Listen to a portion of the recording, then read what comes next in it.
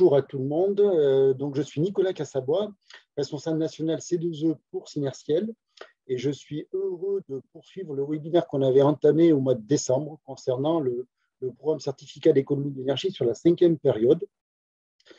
Alors, je ne suis pas tout à fait seul, je suis entouré d'un certain nombre d'experts représentants des différents organismes d'inspection accrédités COFRAC que l'on a référencés, mais ça, je vais y venir un petit peu plus tard. Donc, merci à toutes et tous de vous être connectés, de vous être rendus disponibles. Et je vais donc vous présenter le sommaire de cette belle réunion.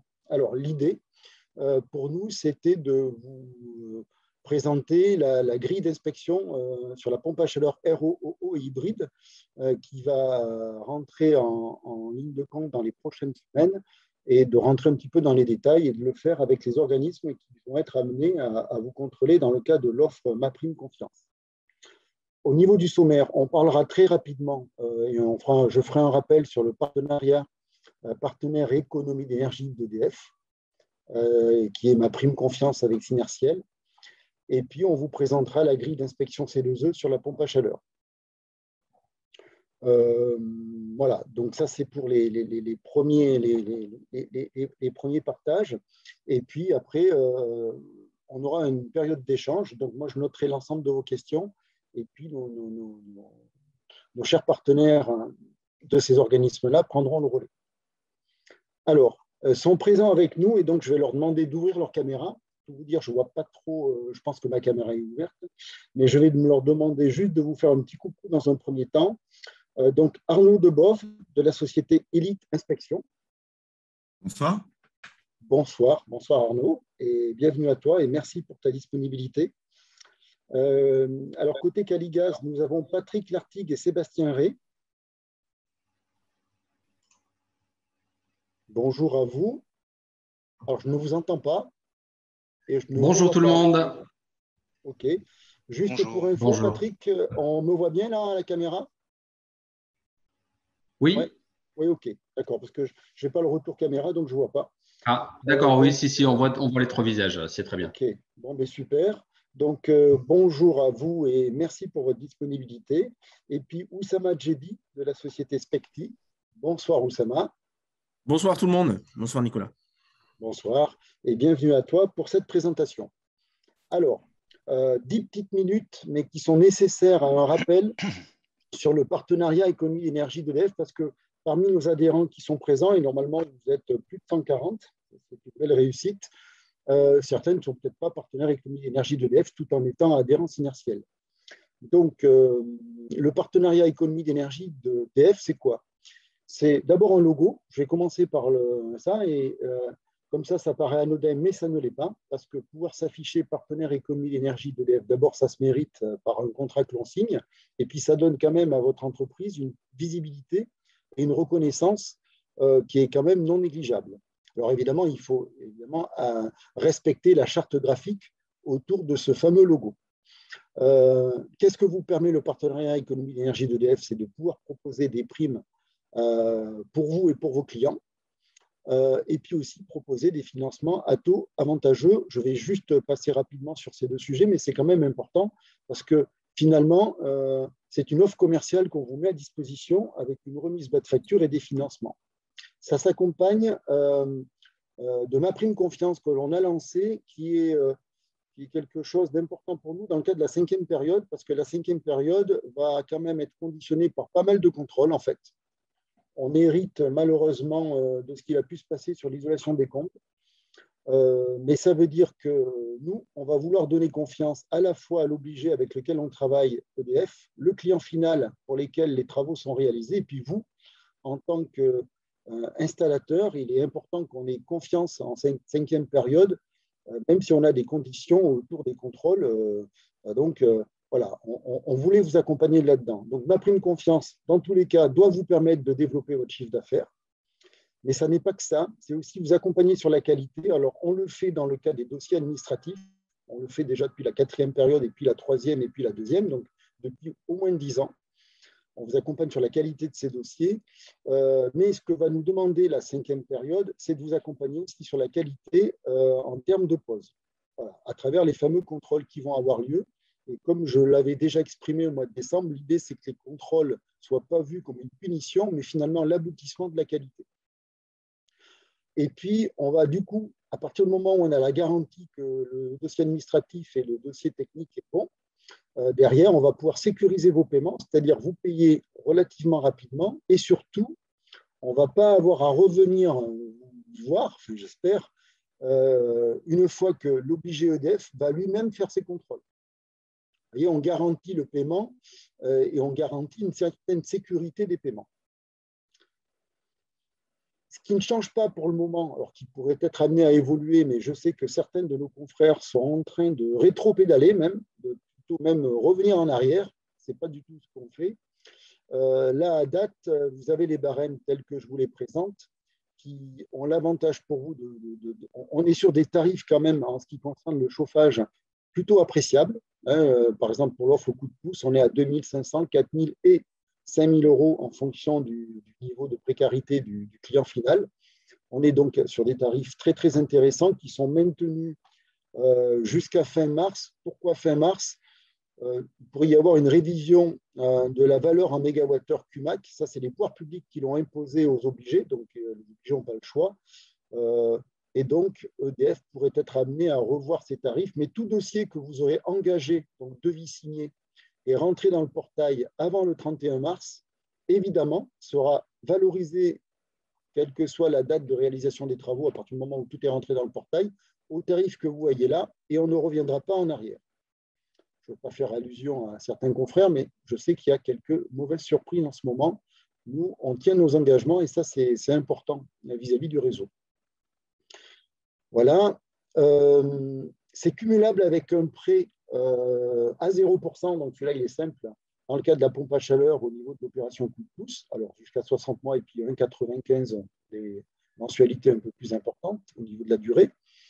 On a un prêt aussi économie d'énergie, on a aussi un prêt pour l'isolation des murs et pour le confort dans l'habitat. Enfin, on a avec un partenaire financier qui est Domo Finance, quelque chose de très global, et puis on a un accompagnement très qualitatif sur à la fois les dossiers et sur des formations qu'on peut aussi assurer auprès d'adhérents qui seraient intéressés pour mettre cette offre sur leur devis. C'est apprécié des clients, hein. Donc ça veut dire que derrière, ça induit une meilleure signature, un paiement évidemment, puisque quand un client fait un financement avec vous, c'est le banquier quelque part qui vous verse l'argent, donc on est assuré du paiement rapide, et puis avec des taux qui sont tout à fait appréciables. Voilà ce que je voulais vous dire au niveau de l'offre. Je ne voulais pas en faire des tonnes, mais enfin, je pense qu'elle est suffisamment bien intéressante pour que vous puissiez la regarder. Alors, si jamais vous souhaitez avoir des renseignements complémentaires, vous n'hésitez pas. Vous rentrez en contact avec votre responsable de secteur, Synertiel, qui s'occupe de cette offre. Je vais aborder maintenant le sujet de la réunion, qui est la grille d'inspection relative au contrôle dans le cas des certificats d'économie d'énergie pour les opérations de PAC RO, OO et hybride. Alors, la première information, c'est que là, vous avez les dates de mise en application de ces contrôles. Ce qui a évolué par rapport à la dernière fois, si on se concentre uniquement sur la partie pompe à chaleur, RO, OO ou hybride, c'est que vous voyez, c'est les barres TH 104 et 159. Les contrôles vont être réalisés pour tous les dossiers, enfin pour une partie des dossiers, pardon, qui seront engagés à partir du 1er avril 2022. C'est important qu'on ait cette date en tête et à partir de ce moment-là, depuis le mois de décembre, on a une idée, évidemment, c'est ce qu'on va vous expliquer, ce que vont nous expliquer les organismes. On a une idée, évidemment, des points de contrôle, chose qui n'était pas réelle pour l'isolation de combles. On a plutôt découvert les points de contrôle quand les contrôles étaient réalisés, c'est pas très agréable. Par contre, sur la pompe à chaleur, on est d'ores et déjà au courant des points de contrôle qui ont été listés par les pouvoirs publics. Donc, c'est ce qui va vous être présenté. Si jamais vous avez des questions, évidemment, vous les posez et j'irai les chercher, moi, dans la partie échange-discussion. Donc là, il n'y a vraiment aucun souci. J'en prendrai note. Je vais vous demander de laisser le temps à l'ensemble de nos participants, en tout cas des organismes accrédités COFRAC qui vont faire les commentaires de ces grilles, leur laisser le temps de tout vous expliquer et après, vous posez vos questions au fur et à mesure. Mais il est possible que les réponses arrivent au fur et à mesure de la présentation. C'est ce que je voulais vous dire. Voilà au niveau du périmètre des fiches. Et alors, c'est parti pour maintenant l'explication du contenu des contrôles. Je vais laisser place à Oussama pour qu'il puisse vous commenter les premiers éléments. Oussama, c'est à toi. Bonsoir tout le monde. Donc, en termes de déjà les éléments à fournir pour un organisme d'inspection pour commander le contrôle. En premier lieu, c'est le type d'équipement. Est-ce que c'est une PAC RO, OO ou hybride, donc, par type d'opération? Est-ce que si l'opération est oui ou non engagée dans le coup de pouce chauffage? Ensuite, pour la PAC elle-même, c'est la marque, la référence de la PAC, sa puissance et le type de PAC. Est-ce que c'est une basse, moyenne ou haute température? Les tasses, en fonction du type de la PAC. Notez bien en fonction du type de la PAC parce que les états dépendent de ce type-là. Est-ce que c'est basse, moyenne, haute température? Et pour la même PAC, on peut retrouver plusieurs états qui sont notés dans les fiches techniques. La surface chauffée est demandée et une note de dimensionnement. Et on va voir pourquoi une note de dimensionnement dans les critères de contrôle. Donc, les points de contrôle documentaires, c'est que le particulier ait eu en sa possession le devis, le cadre de contribution qui est en général joint au devis, la facture et la note de dimensionnement. C'est une nouveauté parce que je ne sais pas, d'habitude, on ne voit pas ça dans nos contrôles, que note de dimensionnement soit communiquée aux particuliers. Mais c'est une nécessité et cette note de dimensionnement doit être calculée par rapport à un T égal à T base. Et on aura les explications par la suite. La facture doit mentionner le type de la PAC, donc je le disais, haute, moyenne ou basse température, les tasses et la puissance de la PAC installée. Un des critères que l'on va vérifier, c'est que la PAC n'est pas associée à une chaudière pour le chauffage des surfaces chauffées, c'est-à-dire que globalement, que la chaudière qui était en place ne soit pas laissée en place et que la PAC soit juste un appoint. En fait, voilà ce que ça veut dire. Pour une PAC RO ou OO, les tasses doivent être supérieures à 126% pour une basse température et 111% dans les autres cas. Pour une PAC hybride, la facture doit également mentionner le dispositif d'appoint et le combustible utilisé. PAC hybride, c'est une PAC où il y a le chauffage par la PAC et puis il y a un appoint. Hein, et je pense que vous le savez. Donc, il faut préciser dans la facture quel est le dispositif d'appoint et quel combustible est utilisé, par exemple gaz ou autre chose. Ainsi que l'installation d'un régulateur et la classe de ce dernier, très important pour la PAC hybride. Aussi pour la PAC hybride, ça ne doit pas être une basse température et son état doit être supérieur à 111%. Pardon. Tu peux passer, Nicolas. Oui, tout à fait. Alors, les questions qui arrivent au fur et à mesure, je les note et on y répondra à la fin de la présentation sur le moment d'échange. Vas-y, continue. La PAC ne doit pas être sous-dimensionnée ni surdimensionnée. Et ça, par rapport à la note de dimensionnement qui est fournie. Globalement, la PAC ne doit pas ne pas être sous-dimensionnée, c'est-à-dire moins de 60%. Surdimensionné, ça veut dire plus de 140%, des déperditions à T égale à T base. En l'absence de note de dimensionnement, le rapport est classé non satisfaisant si le particulier déclare par écrit qu'il ne l'a jamais eu en sa possession. En revanche, s'il déclare autre chose et que nous, on ne l'a pas en possession en amont du contrôle, on ne va pas pouvoir avancer sur ce contrôle-là, donc il est classé non qualifiable. Précision de Synertiel, dans les deux cas, les dossiers ne sera pas valorisable en l'état. Un écart de plus de 10% entre la surface chauffée mesurée et la surface déclarée classe le contrôle en non satisfaisant uniquement si l'opération n'est pas financée par la charte coup de pouce. Dans la charte coup de pouce, le volume de C2E ne dépend pas de la surface, contrairement à la fiche classique où le volume de C2E est déterminé également, enfin, entre autres, en fonction de la surface chauffée. Précision, la surface chauffée et la surface habitable au sens du code de la construction, l'article R156-1. Très bien, Oussama. De toute manière, on répondra aux questions. Il y a des questions autour des notes de dimensionnement, mais on y viendra à la fin très tranquillement. Voilà. OK, merci Oussama pour ces premiers slides commentés. Et puis, je vais laisser la parole à Sébastien chez Caligaz pour pouvoir nous commenter les slides qui suivent sur les autres points de contrôle. Bien. Sur les autres points de contrôle, le premier, effectivement, c'est le fait que la pompe à chaleur soit bien installée. C'est quand même la base. Qu'elle soit mise en service et fonctionnelle, ça va de pair avec le fait que la PAC soit bien installée. Cette pompe à chaleur doit assurer le chauffage de la surface chauffée du logement. Ce qui peut être induit derrière, c'est qu'effectivement, cette PAC, elle ne doit pas être limitée à la production d'eau chaude sanitaire, par exemple, mais qui serait plutôt assimilable à un chauffe-eau thermodynamique. Là, on est bien dans le cas d'une PAC destinée au chauffage du logement. L'unité intérieure doit être correctement fixée, c'est-à-dire qu'elle doit rester solidaire du support sur lequel elle est aménagée. Les émetteurs doivent être compatibles avec les caractéristiques de la PAC. Et en particulier, le réseau de chauffage doit bien être évidemment déjà en place et être fonctionnel.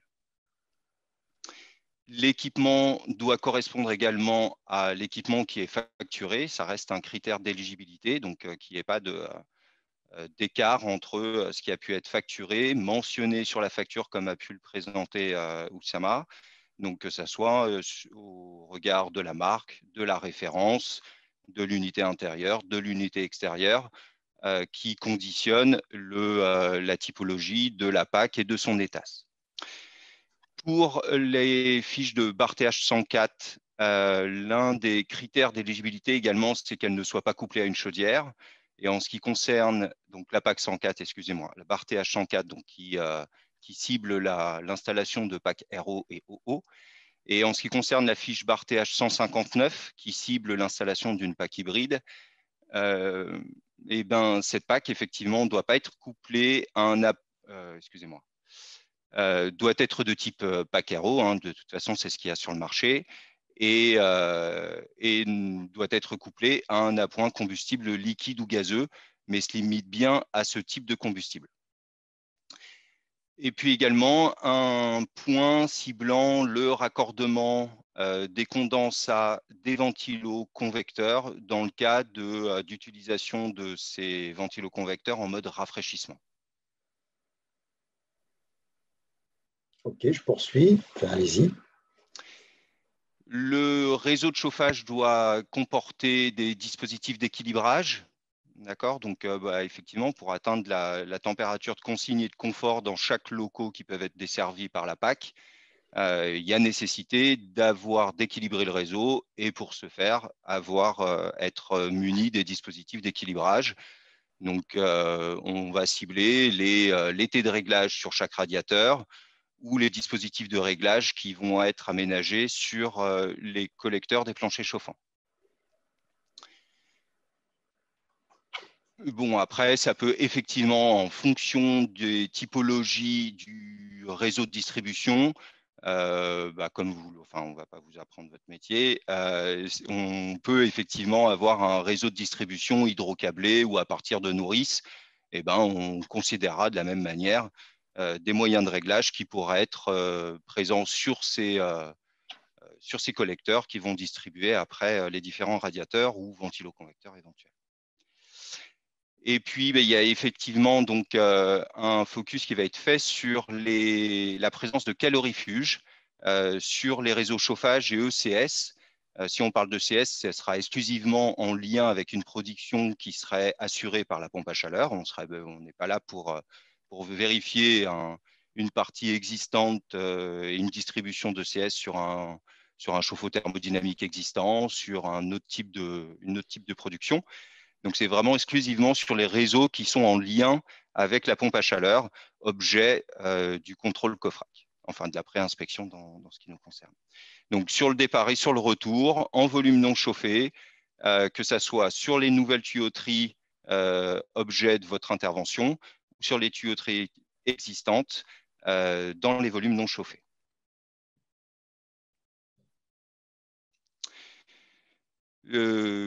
Dans le même esprit, donc le réseau frigorifique doit être également entièrement calorifugé. Donc, normalement, ça, il n'y a pas trop de difficultés, juste être vigilant peut-être sur, lors des raccordements entre l'unité extérieure et puis au niveau de l'unité intérieure. Des fois, on peut avoir la démarche d'enlever une partie du calorifuge pour permettre votre raccordement et réaliser les fameux du joint. L'installation ne doit pas faire l'objet d'une autre non-qualité manifeste, donc avec d'éventuelles fuites ou des équipements qui seraient non fonctionnels, qu'on a pu déjà voir au préalable. Sur les packs RO, l'unité extérieure doit être également bien fixée ou en tout cas garantir une stabilité pérenne dans le temps pour un fonctionnement correct. Donc, soit elle est fixée au mur et l'objet, c'est plutôt d'évaluer le fait que la fixation elle soit pérenne et qu'on ne s'aperçoive pas d'une désolidarisation de la chaise de la façade ou de la paroi sur laquelle elle est fixée, ou le fait que le sol soit stabilisé quand on installe l'unité extérieure au sol. Une autre exigence ciblée par l'arrêté, c'est le fait que l'unité extérieure soit bien installée dans un espace ouvert, que ce soit côté aspiration ou rejet, donc à l'arrière de la PAC ou sur le devant, pour les 3/4 des PAC qui sont organisés de cette façon-là. Et l'objectif, c'est qu'effectivement, cet aménagement de la distance côté aspiration, elle soit à minimum de 20 cm, par rapport à une paroi, et côté rejet, qu'il n'y ait pas d'obstacle dans le 1,50 m devant cette même PAC. En ce qui concerne, il y a 2 points de contrôle sur les packs OO, ciblés sur les capteurs fermés, donc remplis de glycol, que ce soit des capteurs horizontaux ou verticaux. Et le nombre de boucles de collecteurs doit bien évidemment correspondre au nombre de boucles qui ont été mises en œuvre et qui constituent le capteur, et qui doit être idéalement indiqué également sur la facture. OK.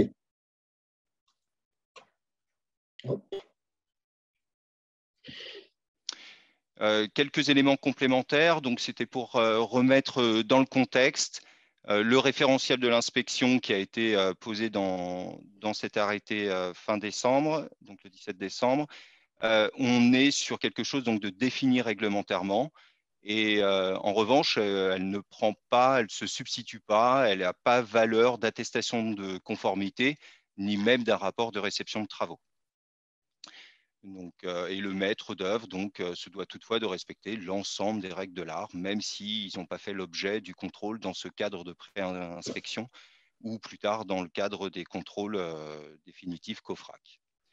Voilà, je pense que... Oui, l'idée là, ce n'est pas de lister tout ce qui doit être respecté dans le cadre des règles de l'art, sinon là, il nous faudrait un bouquin et plusieurs heures, voire des séquences de formation en fait. Donc ça, c'est le métier de professionnel que vous avez, la compétence, je parle aux adhérents évidemment, qui fait que vous connaissez les règles de l'art et qu'elles doivent être respectées.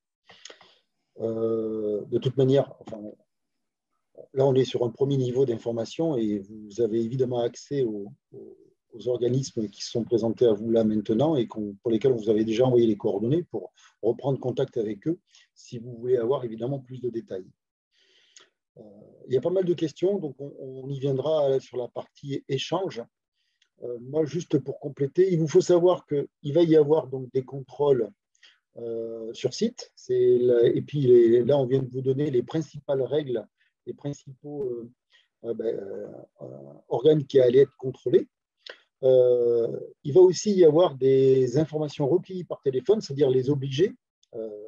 Pour nous, EDF va demander au client final, alors soit par téléphone, par courrier, par mail. Dans un premier temps, ils vont travailler par téléphone. Ils iront assez rapidement sur des mails avec des réponses attendues des clients. C'est ce qu'on appelle les contrôles par contact. Et en gros, ils leur poseront 3 questions. Est-ce qu'il y a bien une pompe à chaleur qui a été installée? Ça, c'est pour éviter quelque part la fraude. La correspondance de la PAC avec la facture, un petit peu dans le même esprit finalement. Et puis l'absence de non-qualité manifeste détectée par le bénéficiaire sur les travaux réalisés. Alors ça, j'avoue que c'est une question très, très ouverte. Bon, évidemment, si là, quand ils appellent, vous avez un client qui est insatisfait, qui a une pompe à chaleur qui ne fonctionne pas, qui est en panne et qu'il fait 15 degrés chez lui alors qu'on est en plein hiver, il ne faut pas s'attendre à une autre réponse qu'il n'est évidemment pas satisfait. Donc, et vous avez tout intérêt à satisfaire le client, mais ça, je pense que c'est quelque chose qui va plutôt bien se passer, et vous assurez aussi de sa satisfaction par des procès-verbaux de fin de chantier qui viennent valider, qu'il a bien validé que les travaux étaient bien réalisés. Voilà, ça c'est important. Mais sachez qu'il va en effet y avoir des contrôles également par contact. Pour se prémunir de ça, nous, on vous informe déjà de ces éléments, ça vous permet de bien préparer tout ce qui va se passer, notamment à partir du 1er avril. Alors, vous l'avez compris, dans ce que l'on demande aux organismes d'inspection accrédités COFRAC, là, qui sont présentés à vous, c'est un accompagnement sur les grilles de contrôle. C'est typiquement ce qu'on est en train de faire dans le cadre de ces webinaires, et on répondra à vos questions tout à l'heure. C'est la préparation au contrôle. Alors là, c'est à mon avis une autre phase. Je vous encourage, alors on a déjà pas mal d'adhérents qui ont commencé à initier des contrôles, et je les en remercie, avec les organismes de contrôle. Donc, il y a déjà des contrôles sur site qui sont réalisés sur la base du volontariat et avant le 1er avril. Alors, pour d'autres adhérents qu'on ne connaissait pas, qui sont nouvellement arrivés chez Synertiel, on leur a demandé de le faire dès le 1er janvier, en fait. Mais pour les adhérents qui étaient déjà en valorisation de dossier C2E avec nous l'année dernière et qui fonctionnaient avec un procès-verbal, on continue à fonctionner avec ce procès-verbal. Mais moi, je vous incite très, très fortement à préparer vos équipes, à contacter les organismes d'inspection et aussi à faire des contrôles sans forcément attendre le coup près du 1er avril. Ça permettra de caler toutes les équipes techniques et de discuter vraiment sur des cas factuels avec les organismes. Ce qu'on leur a demandé, donc, c'est de préparer au contrôle, et à mon avis, ce que je viens de vous dire est important. Réalisation des contrôles en moins de 15 jours, ça c'est hyper important aussi. Pourquoi? Parce que ça vous permet, à partir du 1er avril, on va vous demander, pour les dossiers engagés à partir du 1er avril, un contrôle COFRAC systématique, dans le cas de l'offre Ma Prime Confiance de Synertiel. Comme vous savez qu'il y a un délai de 15 jours, à vous de prévoir ce délai en avertissant les organismes en amont pour qu'ils puissent intervenir le plus près possible de la date de fin de travaux. Et puis, derrière, valider et puis rectifier, parce que ce qu'il faut savoir, c'est que l'action qu'on mène, elle est au premier niveau de contrôle. Ça correspond exactement aux exigences, mais il faut savoir que derrière, EDF va aussi diligenter d'autres organismes de contrôle pour parfois, dans à peu près 10% des cas, refaire un contrôle sur site. Donc, si jamais il y a un écart qui est constaté déjà à ce niveau-là, vous allez pouvoir le modifier, le corriger. Ça, c'est hyper important parce que ça veut dire que le contrôle qui sera diligenté par EDF sera forcément conforme. Je ne vois pas comment, en mettant cette offre, en lançant cette offre, avec cet accompagnement et le contrôle réalisé systématiquement, on pourrait avoir des non-conformités une fois que EDF va lancer ses propres contrôles. Donc ça, c'est important que vous ayez ça en tête, que dans la prestation des organismes qui sont là, il n'y a pas que simplement le contrôle, il y a aussi l'accompagnement et la rectification des choses qui doivent être rectifiées si jamais on a une non-conformité. Donc là, vous avez leurs coordonnées. On va de toute manière vous les recommuniquer, donc de manière où vous aurez le webinaire enregistré, ça répond à la première question. Oui, vous aurez bien le support qui vous est présenté là sous forme de webinaire. Et on vous en enverra les fiches contacts de nos 3 organismes pour que vous puissiez reprendre contact avec eux dans les prochains jours. Et je vous incite à le faire courant février, bien évidemment, pour ceux qui ne l'auraient pas déjà fait. Alors, l'intérêt pour nous et pour vous, c'est qu'une fois qu'on a ces contrôles qui sont réalisés, qu'on a validé le dossier administratif, on paye très vite en fait. Et ça, par les temps qui courent, je pense que ce n'est pas la mode en fait en ce moment, mais nous, c'est bien dans nos garanties. C'est-à-dire qu'un dossier qui est jugé conforme chez nous, on est pratiquement sûr qu'il va pouvoir être valorisé et qu'on ne reviendra pas dessus. Ça veut dire que si vous avez besoin pour votre trésorerie d'une avance et que ça fait plus de 15 jours que ce dossier est conforme chez nous, on peut vous faire une avance. Après, il faut compter entre 2 à 6 semaines pour que le dossier soit définitivement validé par Promotelec, qui est l'organisme qui valide les dossiers, sachant que EDF fera aussi des appels sortants pour faire des contrôles, les fameux contrôles par contact. Donc, entre 2 et 6 semaines, pour que finalement, vous puissiez déposer vos factures sur la plateforme Elysion qu'on a mis à disposition et qu'on vous règle ces factures entre 48 et 72 heures. On a fait un appel à facturation, on l'a fait là cette semaine, et ceux qui ont déjà déposé leurs factures vont avoir les virements d'ici la fin de la semaine. On a fait l'appel à facturation mardi. Vous voyez, on est jeudi, je pense que les virements vont avoir lieu là dans les prochaines heures.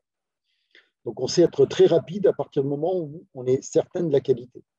C'est important pour vous, quand vous faites une remise de facture, ça, on en est bien conscient.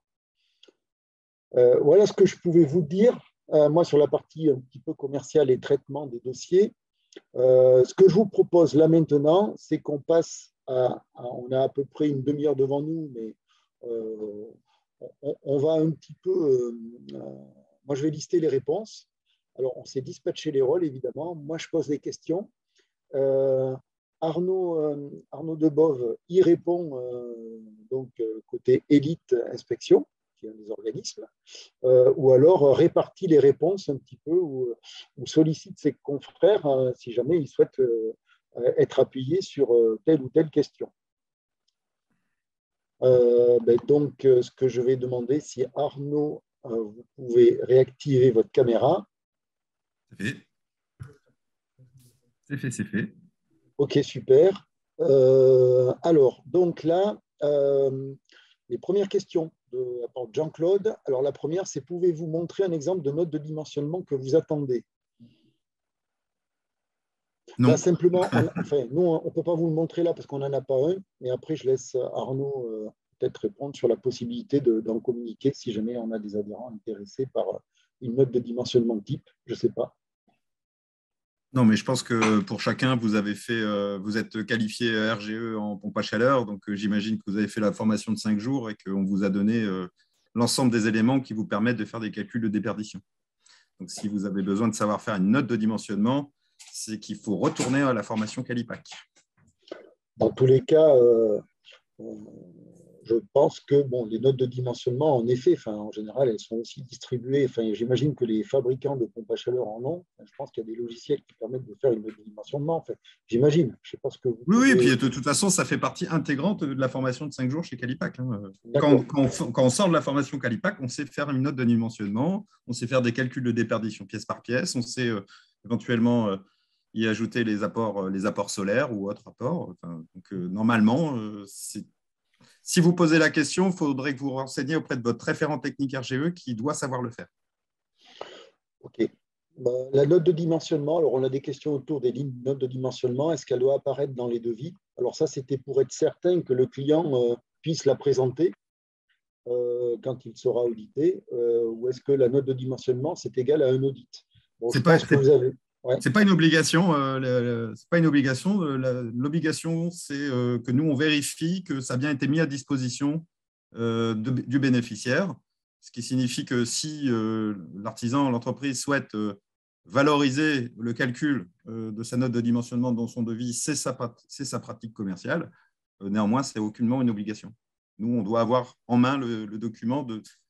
Ça répondra peut-être à d'autres questions d'ailleurs, pour pouvoir justement vérifier si il y a bien un surdimensionnement ou un sous-dimensionnement de la pompe à chaleur. Et si en effet, j'imagine, la puissance de la machine est adaptée à la note de dimensionnement, en effet. Exactement. Il faut que ça ne soit pas manifestement sous-dimensionné ou manifestement surdimensionné. OK. Donc, c'est une note de dimensionnement qui apparaît ailleurs que sur le devis, bien évidemment. C'est un document. Ça peut être valorisé, par contre. C'est-à-dire que si l'entreprise souhaite faire payer à son client sa note de dimensionnement, c'est son choix. D'accord. Non, mais là, je pense que c'était plus dans le sens où je veux prouver que j'ai remis une note de dimensionnement à mon client. Alors, ce qui est important, c'est que, comme je vous disais, l'offre qu'on vous propose, qui est pris en charge, d'ailleurs, le contrôle est évidemment pris en charge, ça répond à une question que j'ai vu passer par l'installateur. Dans le cas de notre offre Ma Prime Confiance, on vous demande de faire cet effort-là, qui vous garantit et qui nous garantit derrière qu'on ne sera pas du tout embêté par les contrôles qui seront réalisés par EDF. Parce que ce que j'avais expliqué dans le précédent webinaire, c'est que si on a un taux de non-conformité dans le cas du partenariat avec EDF au-delà de 15%, tout s'arrête pour l'installateur et enfin, ça ne s'arrête pas complètement en fait. Ce qui va lui être demandé, c'est de refaire faire des contrôles accrédités COFRAC sur l'ensemble de ses installations. Donc là, ça devient un peu moins rigolo et on le fait a posteriori. Donc nous, on ne veut pas arriver à cet aboutissement-là, on veut avant prévenir et pouvoir faire des contrôles systématiques. Donc, en effet, dans le cas Ma Prime Confiance, sur la partie pompe à chaleur RO, on vous demande, et à votre charge, de financer ces fameux contrôles qui vont permettre de garantir, et pour le client final, et pour nous, et pour vous, le paiement de la fameuse prime, qui est quand même relativement conséquente. Je me permets d'insister, mais qui est quand même relativement conséquente et qui, à mon avis, au vu du panier moyen, permet en effet de le proposer. Alors, au niveau des surfaces chauffées, on dit attention aux surfaces sous rampant non prises en compte dans la fameuse règle. Alors, Arnaud, est-ce que là-dessus, vous avez une réponse ou vos confrères? On parle de la surface chauffée et que Oui, c'est par celle rapport à la surface habitable. qui est calculée selon le code de la construction. Peut-être Sébastien ou Sama, si vous voulez compléter, mais c'est défini réglementairement une surface chauffée. Donc, de toute manière, j'imagine que quand vous allez, puisque là, l'étape qui suit pour nos adhérents, ceux qui sont intéressés par Ma Prime Confiance, bien évidemment, et ils sont nombreux, c'est de vous contacter. Et sur ce type de questions assez précises, on ne va pas pouvoir tout rentrer, tout expliquer.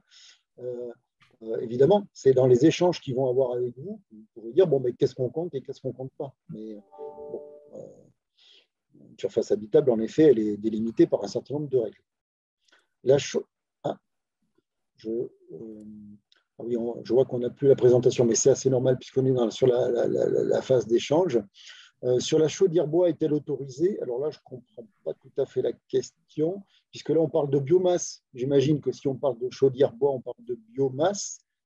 Et elle n'est pas là dans l'explication qu'on est en train de vous donner sur les règles de calcul ou de contrôle. Il n'y a pas la biomasse, en fait. Parce que la biomasse, on ne la valorise pas en modèle intermédiaire, malheureusement, chez Synertiel. On voudrait bien, mais on ne peut pas pour le moment. Elle est uniquement valorisée en prime directe. Alors, juste parce que la question se pose, mais la note de dimensionnement, elle sera exigée aussi pour la fiche d'opération standardisée chaudière biomasse. Par contre, sauf erreur de ma part, elle n'est pas exigée dans le cadre d'un appareil indépendant chauffage bois. Donc, on l'a bien pour la chaudière, mais pas pour ni le poêle, ni la cheminée, ni la cuisinière bois. OK. Après, j'ai une autre question concernant, j'imagine que c'est sur le calorifugage, même arrivé eau chaude sanitaire, eau froide. Donc là, la question semble être, est-ce qu'on doit calorifuger? J'imagine, parce que j'ai des bouts de questions, mais ce n'est pas grave, je pense que c'est ça, même arrivé eau chaude sanitaire, eau froide, c'est ça? On calorifuge le circuit chaud. Voilà. OK.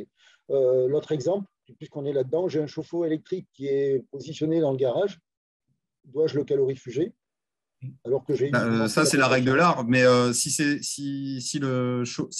ce qu'on a bien précisé, c'est que nous, ce qu'on vérifiera, c'est sur les parties qui sont alimentées par la pompe à chaleur.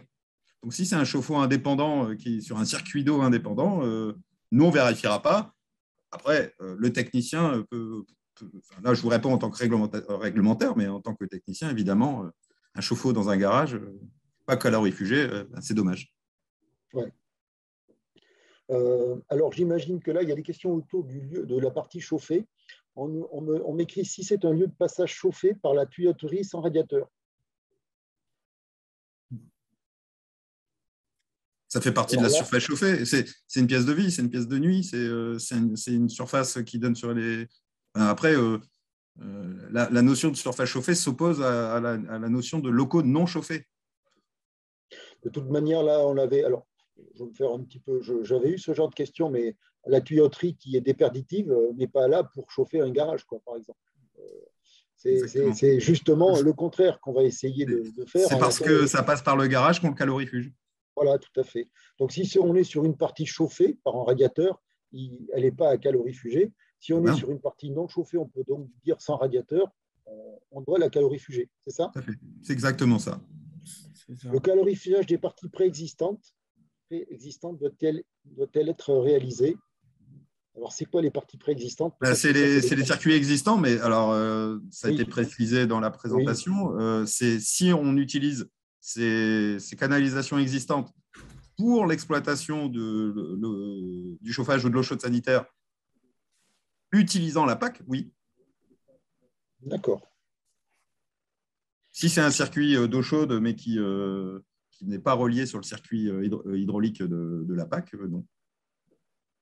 Même réponse que pour le chauffe-eau qui était dans le garage. OK. Les fabricants en général demandent 150 mm entre la PAC et le mur de la maison. Oui, on a parlé de 20 cm. Oui. Et c'est favoriser l'entretien de la partie évaporateur. Donc, la règle, c'est 200 mm pour être, ou 150. C'est 200. C'est 200. D'accord.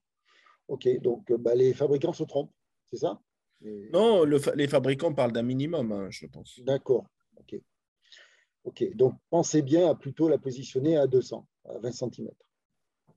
Le capteur pas compris le capteur sur la facture. Alors, désolé, là, je ne vois plus. Peut-être que pour celui qui a évoqué le sujet du capteur sur la facture. Le capteur, c'est pour de l'eau haut. C'est pour de l'eau haut, je pense, non? Oui. Il faut que il soit référencé sur la facture, c'est ça, le fameux capteur? Alors, ce n'est pas le capteur, c'est le régulateur. Ouais. Et sur la PAC hybride, alors si c'est ça la question, alors oui, en fait, le régulateur, c'est le système de régulation. Est-ce que c'est une sonde, c'est un thermostat d'ambiance, c'est une thermostat d'ambiance reliée à une sonde extérieure, etc. En fait, c'est les classes de capteurs. Alors, il y a une norme européenne qui parle des classes de régulateurs, pardon, et les classes je crois, de 1 à 9 ou à 10. Malheureusement, pas pour la détailler là, mais globalement, voilà. Globalement, il y a des classes selon la finesse du régulateur. Est-ce qu'il prend en compte la température extérieure, les températures de consigne, les présences, etc. etc. Donc, et ça, effectivement, pour une PAC hybride, ça doit être précisé dans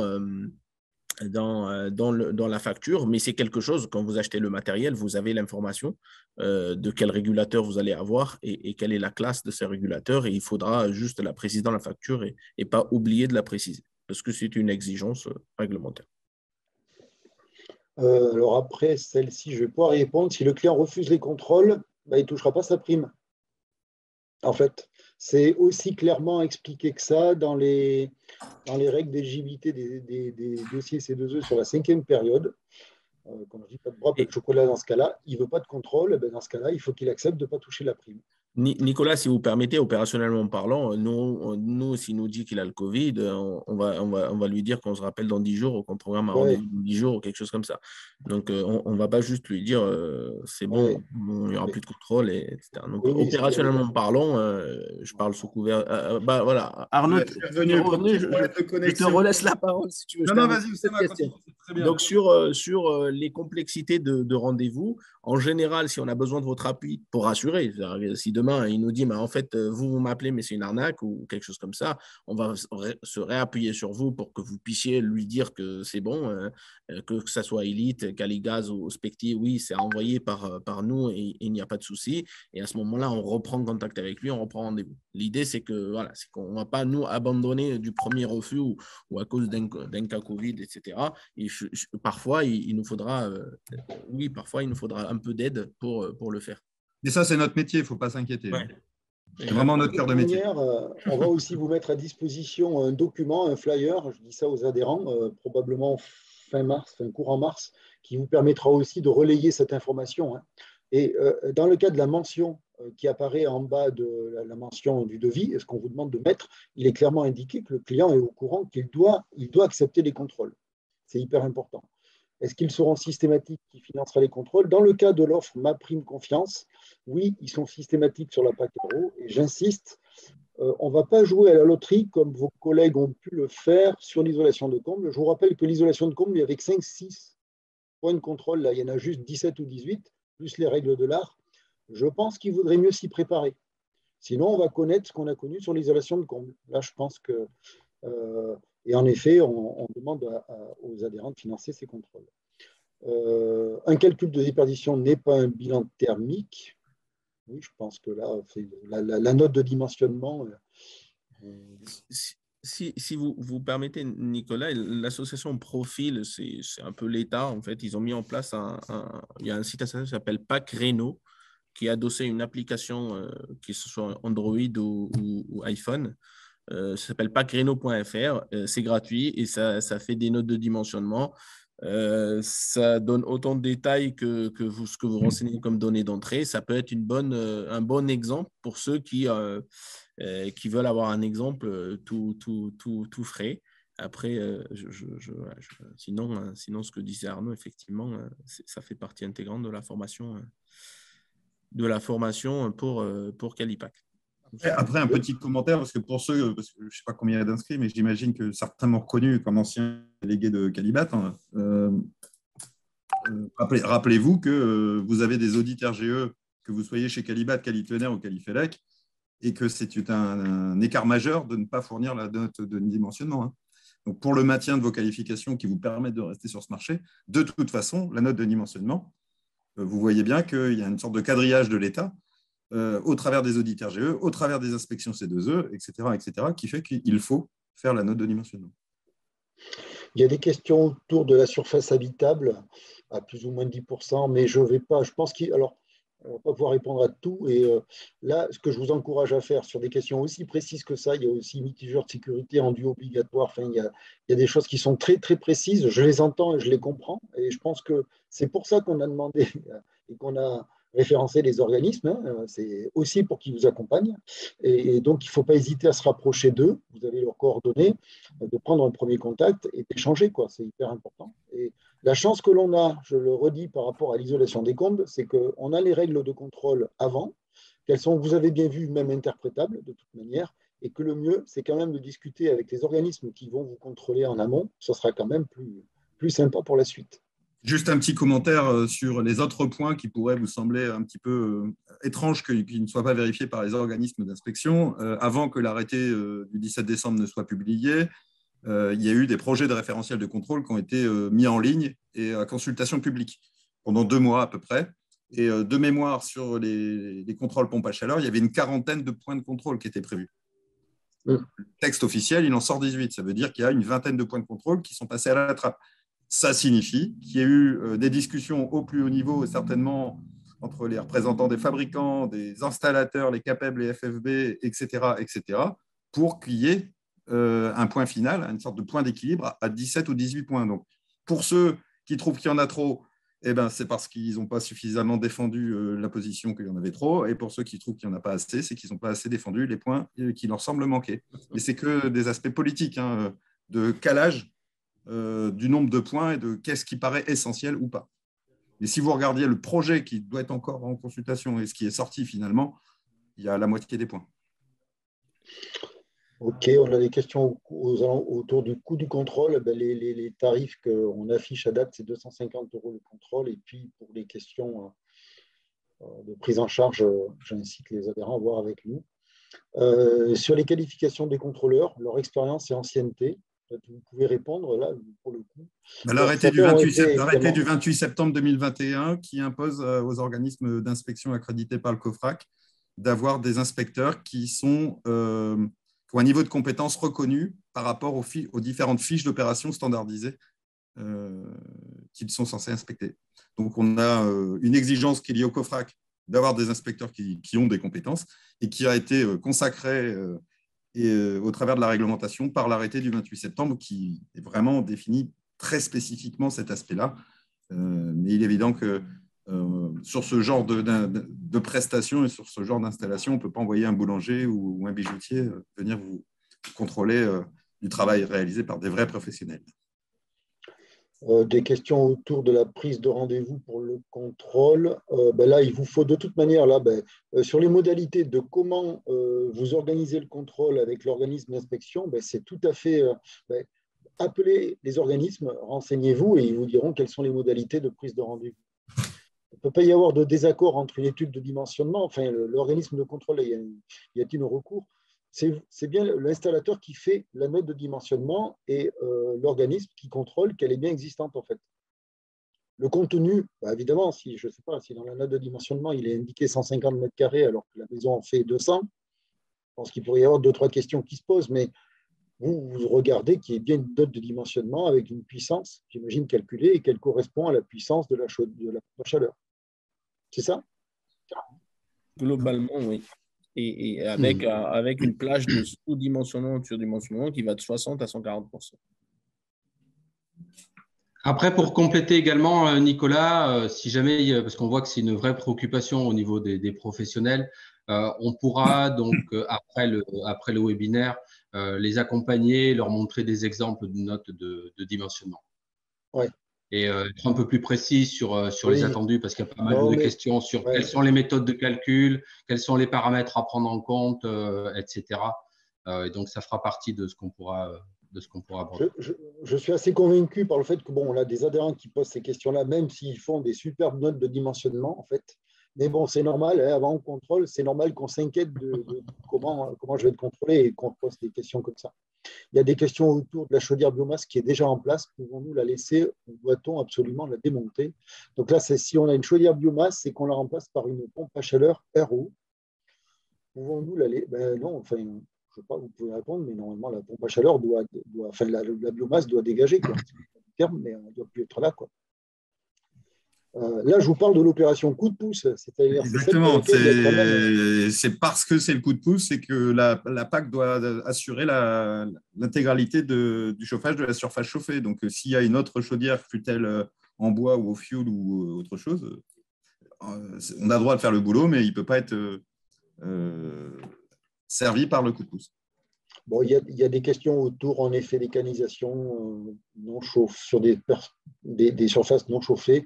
Bon, là, je vous encourage, les adhérents qui ont ces questions-là, de manière quand vous allez vous caler avec l'organisme pour réaliser des contrôles, forcément, ces sujets-là, vous les aborderez et vous aurez des réponses. Alors, il y a des questions autour, justement, pour ceux qui ont bien compris qu'il va y avoir des niveaux de contrôle par lot et que dans les lots, il va y avoir plusieurs installateurs qui seront concernés. Qu'est-ce qui pourrait se passer si on a un adhérent, enfin un installateur qui fait mal les travaux? Dans le cas de notre prime confiance, ça ne se passera pas, en fait. Ça ne peut pas arriver parce que comme on fait un contrôle systématique à l'origine, je peux vous confirmer que le contrôle, le deuxième, c'est quand il y en aura, autour de 10% dans un premier temps, qui sera réalisé par l'organisme mandaté par EDF, je ne vois pas comment on pourrait être dans des niveaux de qualité non acceptables. Pour moi, ça n'est pas possible. C'est pour ça qu'on a lancé cette offre Ma Prime Confiance. Alors, on rentre, il y a des détails sur, en effet, si le client refuse la prime et qu'elle est déduite sur la facture, eh bien, oui, en effet, on va vous la réclamer à vous.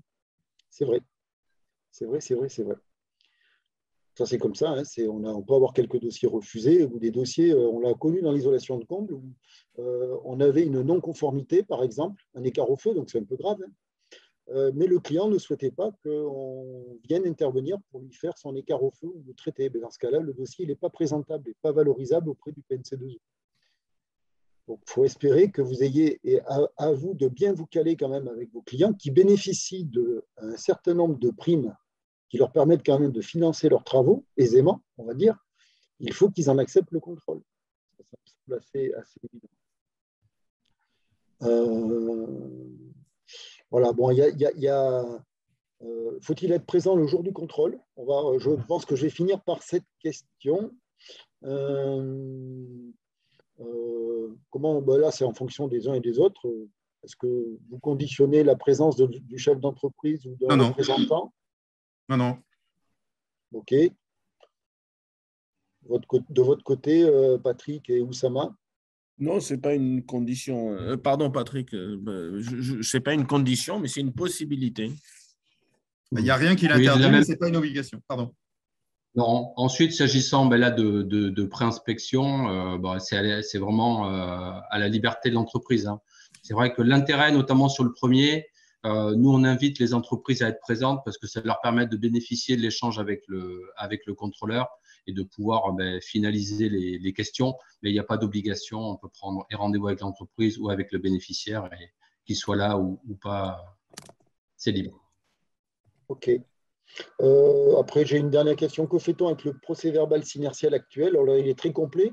Évidemment, il va s'alléger, le procès-verbal. Dès lors que vous nous fournissez un rapport de contrôle COFRAC conforme, on va avoir un PV, procès-verbal hyper light, mais quand même avec quelques éléments qui protégeront vos clients et vous, j'insiste, sur ce qui pourrait se passer lors des contrôles.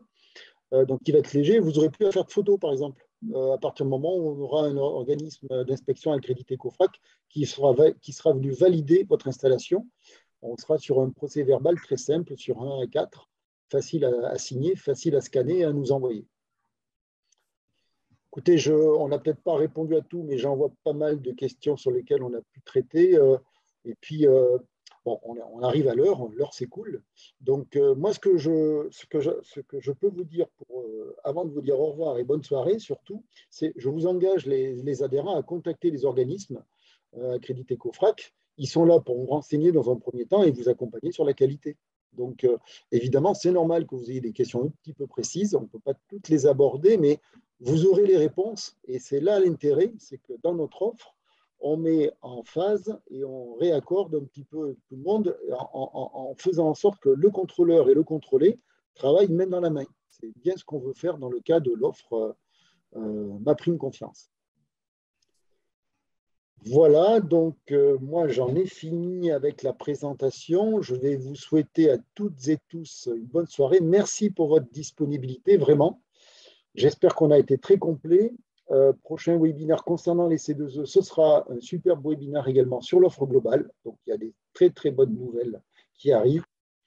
Voilà, si vous voulez, messieurs, vous pouvez, si vous voulez saluer les adhérents, il n'y a aucun souci. Eh bien, merci, bonne soirée. Bonne soirée. Merci à vous.